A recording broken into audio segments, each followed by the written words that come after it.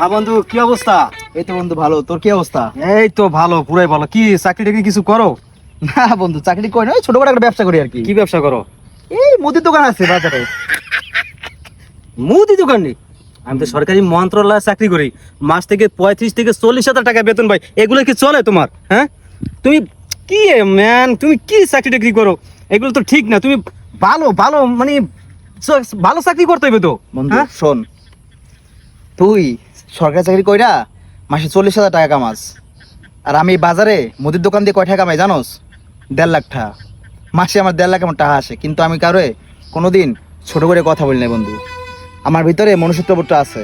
শোন, ভালো জায়গায় চাকরি করলি, ভালো জায়গায় থাকলি, নিজের মনুষ্যত্বকে বিক্রি করা যায় না, বুঝছস না? শোন বন্ধু, তোর একটা কথা বলি, ফিউচার হয়তো তুই অনেক বড় জায়গায় যাবি, আমি দোয়া করি, কিন্তু তোর পাটা মাটিতে রাখিস বন্ধু, মাটিতে রাখিস। বন্ধু, আজকে একটা জিনিস শিখলাম, কাউকে ছোট করে আসলে বড় হওয়া যায় না। প্রকৃত ধনী তো সেই যে তার নিজের মনুষ্যত্বটাকে বাঁচিয়ে রেখেছে। মনুষ্যত্ব কখনোই টাকা দিয়ে কেনা যায় না, বরং উপলব্ধি করতে হয়। তাই কোনো কাজকেই ছোট করে দেখতে নেই।